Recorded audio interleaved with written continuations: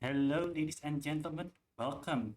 This is Timo Sura from VLR.gg, and welcome to Timo's Overrotation Corner. And right now, we're approaching the end of VCT Ascension Pacific right here in Jakarta. It started last week with 10 teams, and now approaching the finals weekend in Pritama Arena, we are down to 4 juggernauts. Simprisa Gaming from Korea, Full Sense from Thailand, Boom Esports from the hometown here in Indonesia, as well as Riddle Order in Japan. One of these teams will join 11 other teams next year in Seoul, South Korea, in order to compete for VCT Pacific League glory as well as a shot towards championship glory in Paris next year. Today's guest is a bit of a special one.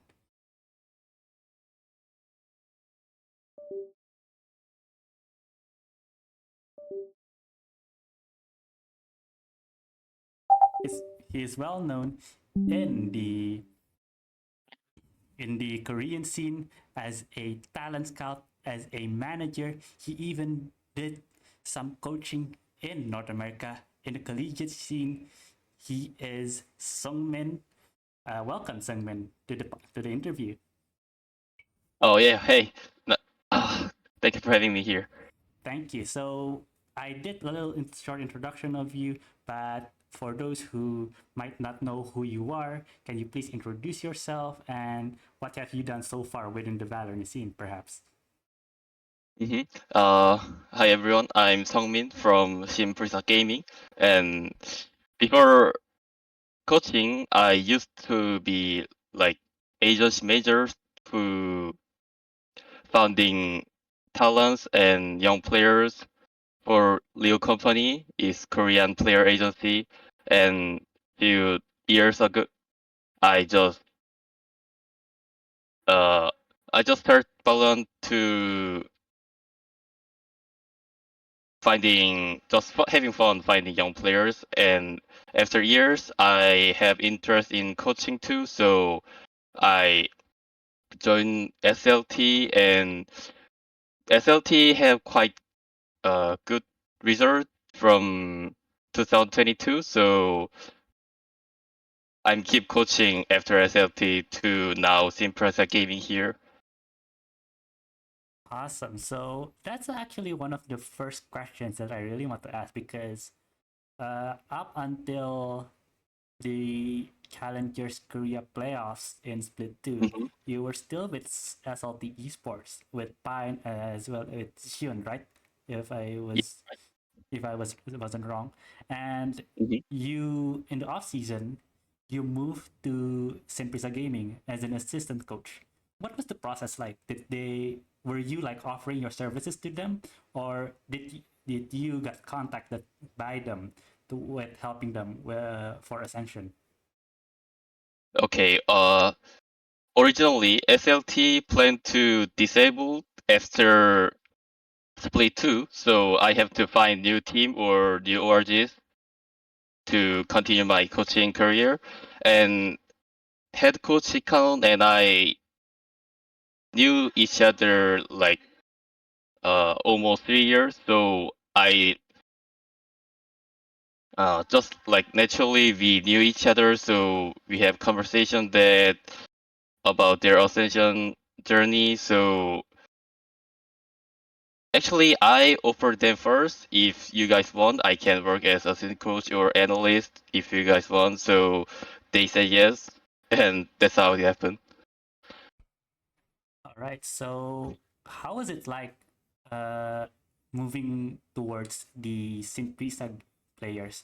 Because I believe between the end of Challengers Korea Split 2 and the start of Ascension, it's what, 1 month, I believe, or like even less than Mhm. 1 month. Was Yeah, that probably 1 month. yeah, was that process a bit accelerated for you guys, or did you guys just click right off the instance with between you guys and the scrims or practices you guys did leading up towards Ascension?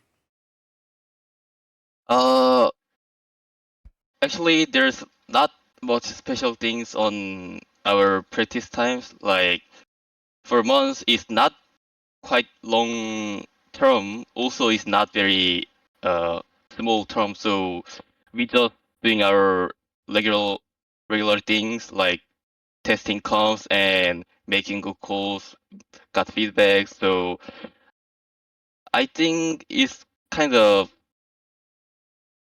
just we as we do always, we just practice our time.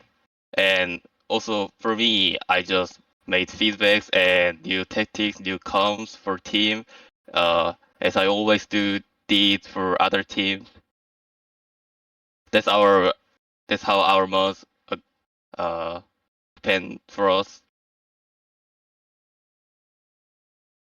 I see. So between the six players, most of them are well relatively quote young within the scene. You know, Sokanan, Hmm. Francis, Ivy, Dambi, they all came from Shadow Corporation. Hmm. Persia was in South Asia for a bit last year, and then he moved towards Simprisa. And as well, you have Margaret from Longsham, and then Jerry, of course, coming in. Between the six players, who did you see as a leader for the team? Who do you work well most between the six players? Okay.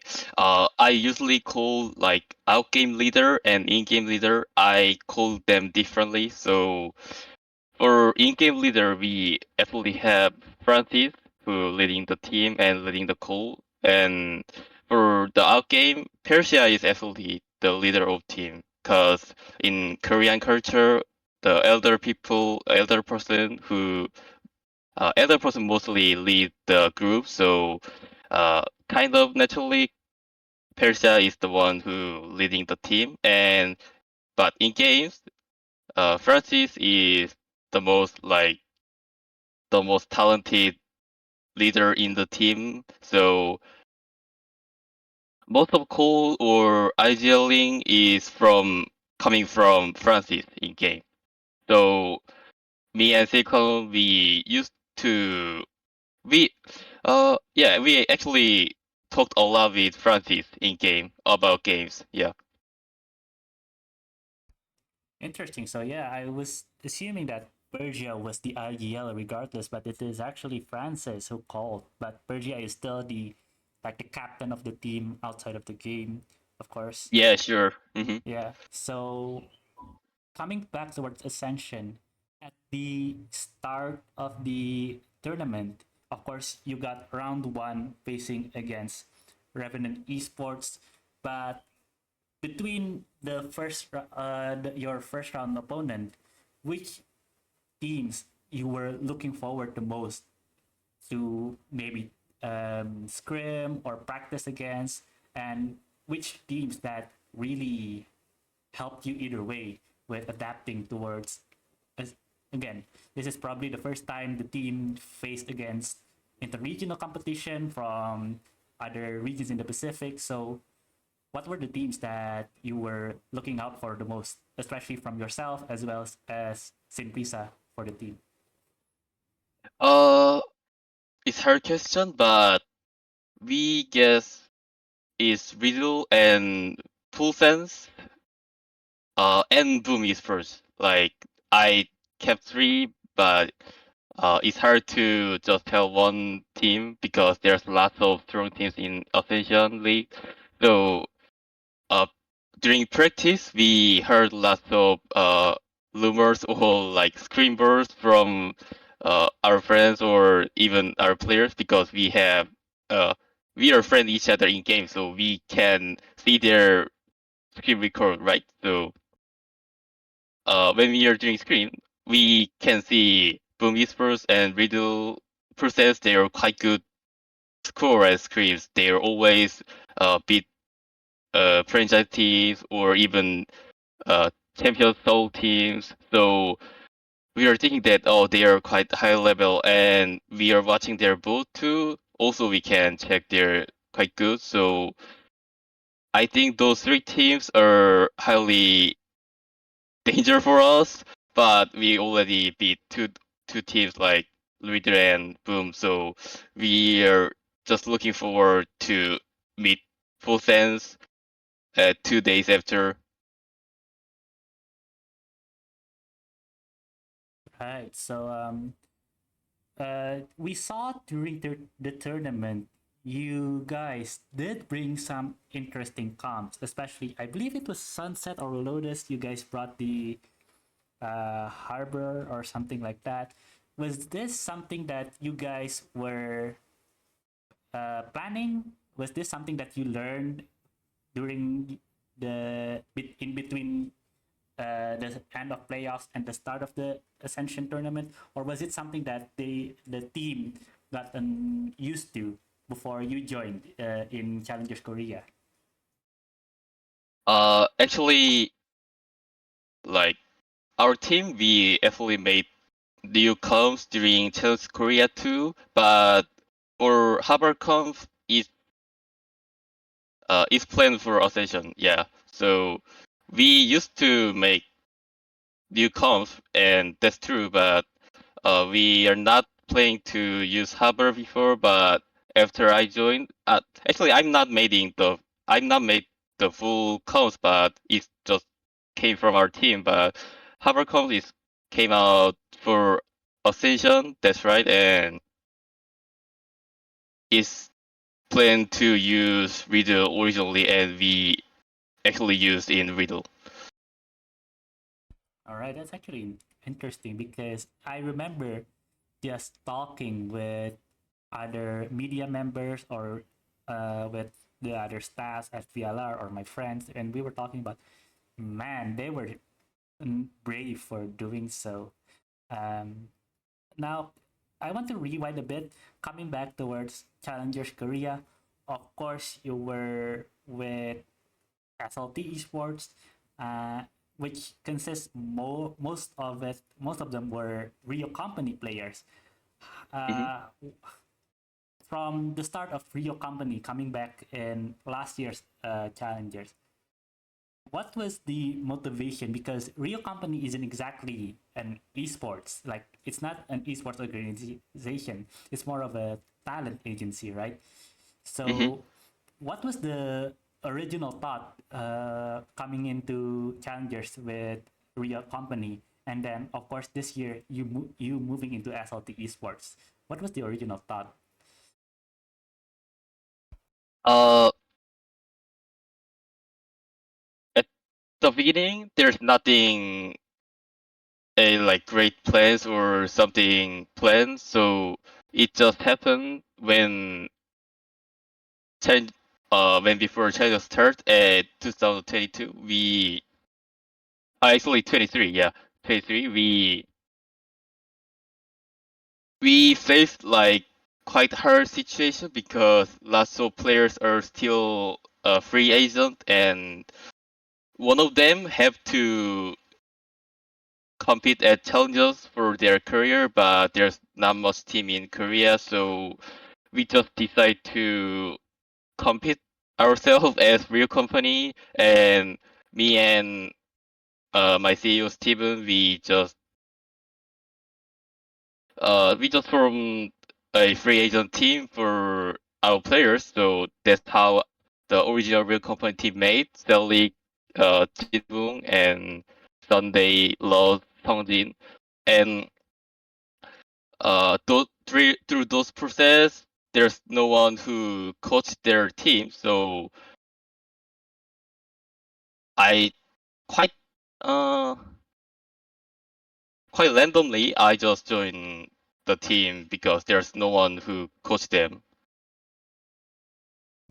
All right, so all right, that's actually interesting because it's also one of my uh, longest interest because again, your company is an esports nation, is a talent agency, so it was a bit because they've been participating in VCT before, but not onto like a bigger stage like Challenger. So it's nice to hear the perspective coming from you as well. And then coming towards this year's challengers, of course, sadly SLT didn't make it enough towards Ascension. But you guys had a relatively strong year coming into split one, coming into split two.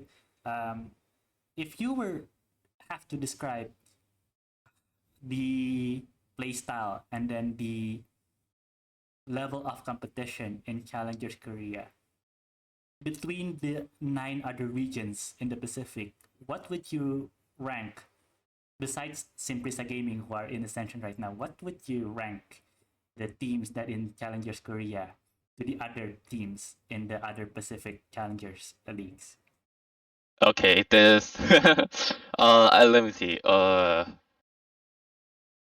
We are screening each other a lot because there's not much team for screen mate in Apex. So actually, all the Ascension teams, I guess they already screened each other before Ascension, so they know how we are playing or what's our level, and we know their level or what they are playing. So I think in general, uh, Thailand and Korea, Japan is kind of tier one in challenges level. So that's mean Brazil, full sense, and us kind of tier one in my side of view. So and Philippines, Vietnam also have strong teams, but there are not many teams in their league, so they must be tier two in Apex Challengers. Let me see, and oh, I forgot Indonesia. Indonesia must be on tier one. They have lots of strong teams and they play really well.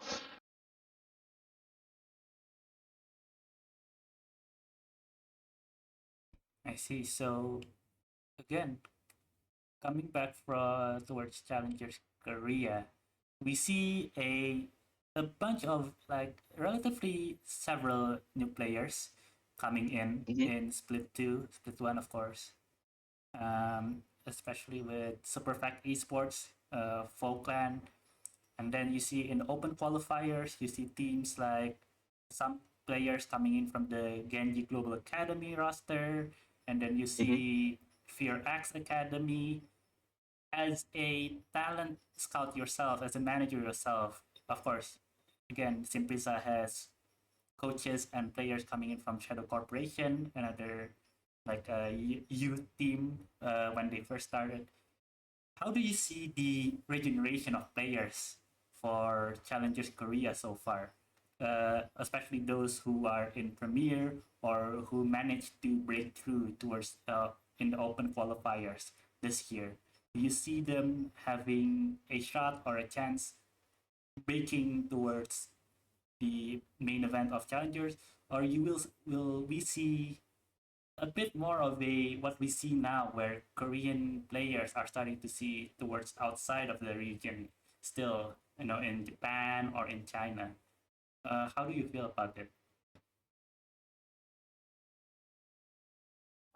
First of all, it all feels great because there are lots of amateur players and young talents coming out, and they are trying to compete in Champions League, and that's really good.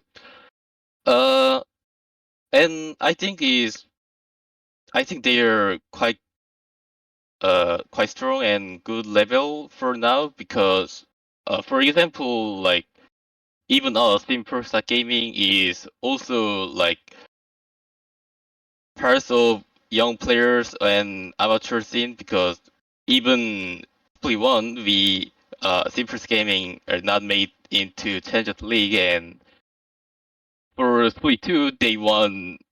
They are not dropping single threes and just get the trophy. So in Korea, I guess now we have like lots of young talents and produce coming out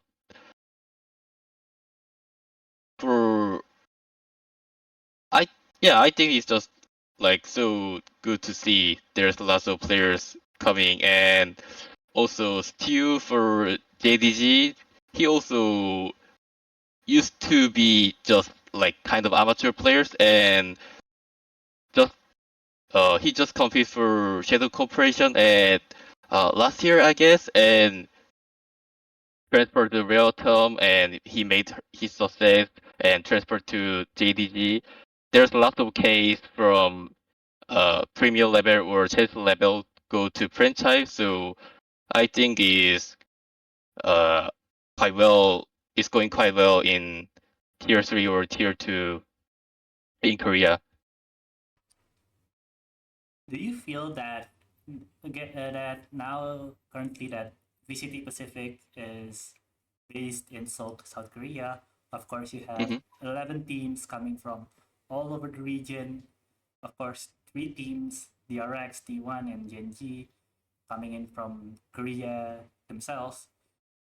Did you feel that teams, especially in challengers, in Premier, in the lower tiers of competition, they benefit well from having the VCT Pacific teams in Korea? Do challengers team often get the advantage of screaming them often, or do you see it in another way?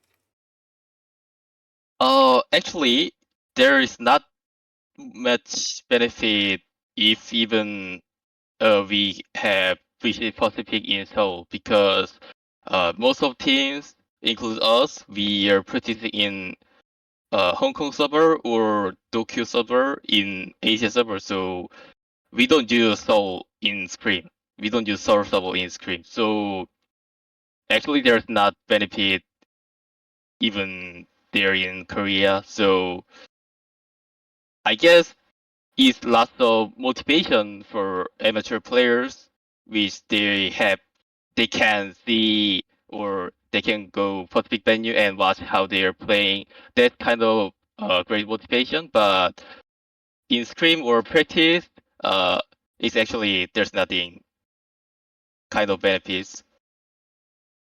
Oh, that's actually interesting. So, most Korean teams don't scrim in Seoul, but you guys scrim in the Hong Kong server. Is that the same for whenever you guys meet Japanese teams and as well as I mean suppose other Pacific teams as well? hmm Uh, for Japanese team, they used to play. I know they for Japanese team, they play at Tokyo server because they have their own Asia server.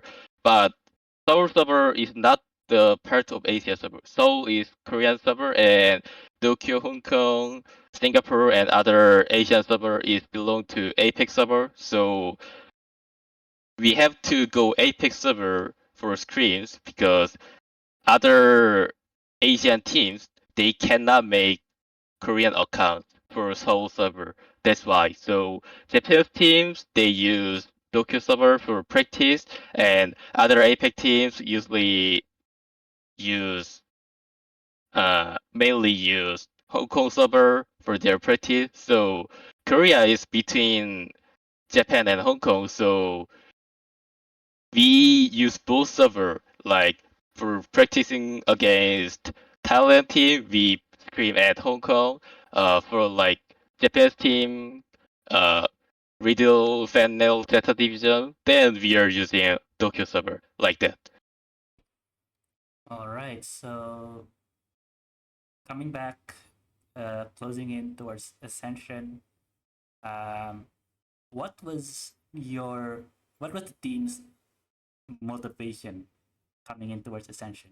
I know it's winning, having the shot towards VCT Pacific, but did you expect that you've managed to gone through this far? And and if you guys indeed go towards VCT Pacific, are you going to stay with Simprisa Gaming or are you thinking of an, another another route perhaps for you personally?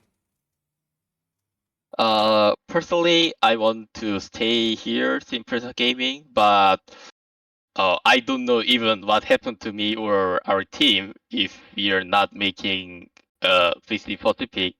So I'm not sure if we can uh still be like same roster and same coaches. So, but personally, I want to stay with our teammates for next year too. And our motivation is not for me, like our team. We made like huge success at Challengers Korea Split 2, and they made their own comps and own play style, and they are coming from like the deep bottom. uh they are not even making main stage at Split 1, and they suddenly uh come back and won Split 2. So we have our pride that we are making our own style and own comps and like our own success. So that's our motivation for Ascension right now. All right. And as a closing for our interview today, do you have, as a talent scout, as a talent manager, first and foremost, do you have any any uh, anything that you want to say to the aspiring players in Premier or maybe in Tier 3? What do you usually see in a player coming in towards maybe a team, towards a Tier 2 team or an upcoming Challengers team? Anything that would help them probably getting close to reaching their goal. Uh, Maybe it's too obvious, but when I see talent players or like younger players, I I have to check their rank or their rank stats because I don't have any reference from those players. So I don't know nothing. I know nothing about them. So the only thing I can check is their rank and their rank stats. So obviously high rank and uh high rank points is good for them to like show themselves at from like uh show themselves to tier one or tier two coach and talent majors. So that's too obvious. And for their my advice to them to grow their level or yeah grow the level. Uh, it's also too obvious, but you have to think yourself a lot. You have to make your own theory and watch lots of both from champions. Ballot, I think Ballot game is there's not the golden answer right now. We have lots of newcomers and many teams made their own style. So many players don't need to be followed just regular comps, but it does matter. But they have to think their own style and their own plays a lot themselves because that's the way the talents to be tier one player. Even they are not thinking themselves, they are not be great if even they're fine if they join good team or they meet good coach they cannot success even because they are not thinking themselves. I think that's the key point as I see in Korea. All right, so that's the end of our interview. It's been nice hearing from you, hearing your thoughts in Ascension, hearing your journey in Challengers Korea as well, and I look forward to see you in Britama Arena to see Sinprasa Gaming later this Yeah. Friday. This Friday, by the way, guys, this Friday in at 2 a.m. Jakarta time in Britama Arena. If you have your ticket, come on down to Britama Arena to see them live versus Full Sense in the upper bracket finals for a shot towards the grand finals later in Sunday. And afterwards, the match between Boom and Riddle is going to be a firecracker as well. So thank you so much to Sungmin for being my guest for today, and see you guys later. Yep.